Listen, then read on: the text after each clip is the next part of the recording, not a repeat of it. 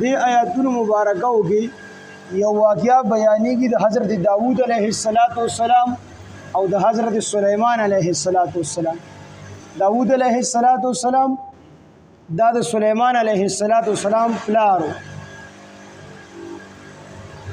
علامه بغوی رحمه الله او امام طبری رحمه الله وغیره د ابن عباس رضی الله عنه د ابن مسعود رضی الله عنه دا نقل کړی دی چې دوه کسان رالل داوود علیه السلام لا هغه دربار لګېدلی.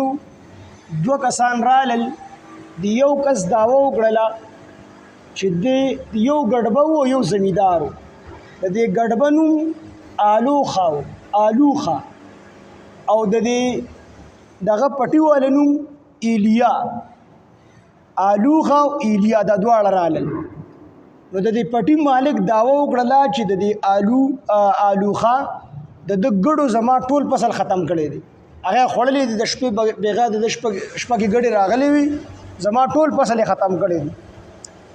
حضرت داوود علیه السلام چې کله اندازه ولګوله نو د هغه د فصل د نقصان اندازه چې ولګوله نو د دې ټولو بیزو برابر و، د ګډو د بیزو برابر و.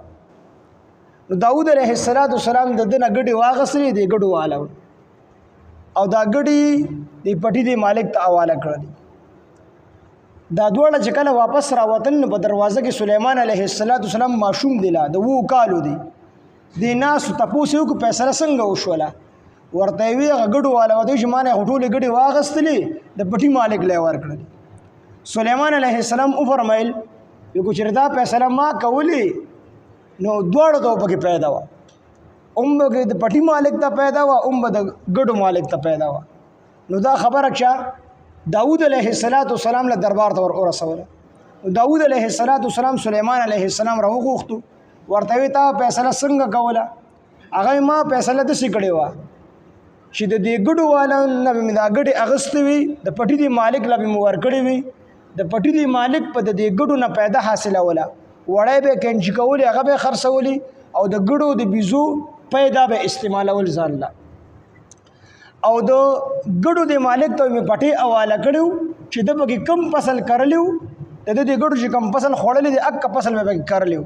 نو ده به د هغې خصمانه کوله، ګوډ للونو بخور وغیره به یې کو. نو چې دا فصل تر هغې پورې هغې عمره شوي وي چې په څومره فصل د ده د ګډو خوړل دی په څومره اندازه کې هغې کټ ته دا فصل رسېدلی وي، نو دغه وخت کې خو به د ګډو د پټي د مالک د دې ګډو نه پیدا اخیسته که نه، نو دا ګډې به بیا هغه خپل مالک ته حواله کړې وي او دا فصل به یې د فصل مالک ته حواله کړي. نو سلیمان علیه السلام چې دا فیصله واورېدله، داوود علیه السلام دا ډېره خوښه شوله او دا فیصله یې وکړله. دغه فیصله یې وکړله، ړومبی فیصله یې چې کوم دی ختمه کړله. په دې باندې بیا ډېر اعتراضات راځي چې یاره یو قاضي خپله فیصله دا ختمولی شي د بل چا د وجې نه. نو دلته کې د هغې یو جواب یې دا کړی دی چې داوود علیه السلام دا فیصله نه و بلکې فتوا وه. نو دا خبره کمزورې ده، ځکه د پیغمبر فتوا دا فیصله وي. دویم جواب یې دا کړی دی چې دا فیصله مبني و په وحی باندې، یعنی سلیمان علیه السلام داوود علیه السلام د وحی وشوله چې دا فیصله داسې وکړه، وروستو سلیمان علیه السلام د وحی وشوله چې دا فیصله داسې وکړه. نو د سلیمان علیه السلام هغه فیصله ناسخه وګرځېدله او د داوود علیه السلام فیصله منسوخه وګرځېدله. موږ وایو دا خبره کمزورې ده، ځکه په دغه ټیم کې د سلیمان علیه السلام عمر 2 کاله و او پیغمبر ته چې عام طور پیغمبري میلاویږي نو 40 کالو کې ته میلاویږي، نو 2 کالو کې خو دی لا ماشوم و، نو د پیغمبري نه و میلاو شوی. نو دا خبره کمزورې ده. د جمهور چې کوم مسلک دی هغې وایي چې دا دواړه فیصلې مبني وي په اجتهاد باندې، او نبی علیه السلام فرمایي چې کله مجتهد په خپل اجتهاد کې خطا شي نو الله ورته یو اجر ورکوي، او چې په خپل اجتهاد کې صحیح وخیږي نو الله تعالی ورله 2 اجر ورکوي، یو د دې صحیح فیصلې او دویم د دې کوشش. نو دا دواړه مجتهدینو، خو د داوود علیه السلام دا فیصله چې کومه وه نو دا زیاته درسته وه د سلیمان علیه السلام. دا سلیمان علیه السلام خو عام مجتهد کې او پیغمبر مجتهد کې دغه فرق دی. عام مجتهد په اجتهاد کې خطا شي نو دغه تربیت خو براه راست الله تعالی نه کوي، خو چې کله پیغمبر په خپل کار کې خطا شي، اجتهادي غلطي شي نو فورا الله تعالی پیغمبر ته تنبیه کوي چې دې ځای کې د خطا کړي. نو دا جواب چې کوم دی ټیک دی. او دغه رنګ صاحب د مدارک هغه وی چې دلته د خطا او د صحیح خبره نشته دی. داود علیه السلام فیصله د قاعده شرعي مطابق کړی ده. داود علیه السلام فیصله د شریعت مطابق کړی ده. شریعت کې دغه حکم وو چې د څومره نقصان کړی دی هغه تاوان ورلا ورکا، څومره نقصان یې کړی دی هغه تاوان ورلا ورکا، هغه نقصان دی ورواخله.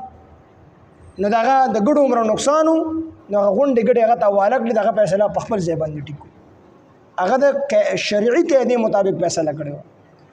داود علیه سلیمان علیه السلام چې کوم فیصله کړی ده نو دا د مصالحت والا فیصله وا، یعنی صلح والا فیصله، دوه اپس کې صلح وکړه. او چې کله صلح راشي نو بیا به یې څوک سری شي ویلي خزه د خاون خپل مخر غواړي عدالت کې کیس داخل کړي دي نو قاضي د پکار دي چې د مخر د دې خاون نو د مخر واخلي. خو کو دواړه یو بل تمام کینو چې به کې سکار دي، دواړه صلح وکړه. نو دغه فیصله چې د داوود علیه السلام فیصله هغه د شریعت مطابق وا، یعنی شرعي قاعده مطابق وا. او د سليمان علیه السلام فیصله د صلح و دواړو پر رضامندۍ سره په دې خبره باندې فیصله وکړه، دواړه به رضا شو. او قرآن مجید کې الله فرمایي چې والصلح خیر، په صلح کې چې کوم دی خیر. نو دا جوابونه شو. اوس زمونږ د شریعت څه حکم دی چې مثال په تور د چا ګډې لاړې، د چا اوښ لړو، د چا اس لړو، پر دې پسلې وخوړو، نو آیا د سړي باندې تاوان شته دی او کو نشته دی؟ نو اختلاف دی. په امام شافعي سی وی کو چې دا پسلې د شپې خوړلې وي نو دا سړی بیا ذمہ دار دی، د څاروي دا خاون دی ذمہ دار دی چې دی دا تاوان دی مالک لور کی. او کو دروازې خوړلې وي نو بیا دی د باندې تاوان نشته دی.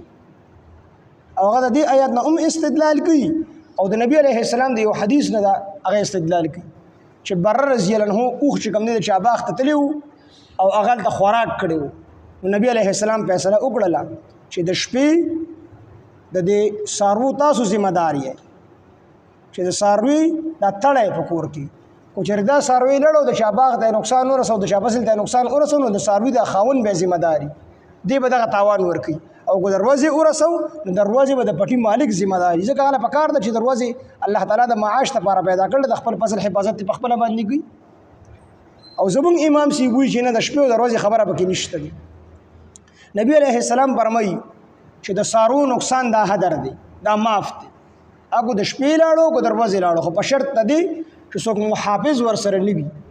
کو محافظ ور سره وي، سرهونکي وي، نو بیا به د سرهونکي یا د مالک په تاوان ورکوي. کو سرهونکي ورسره نه وي، کو د شپې د چا باغ ته دغه لاړو، څاروي لاړو یا دروازې لاړو، په دواړو صورتونو کې د نقصان وکړه، نقصان معاف دی.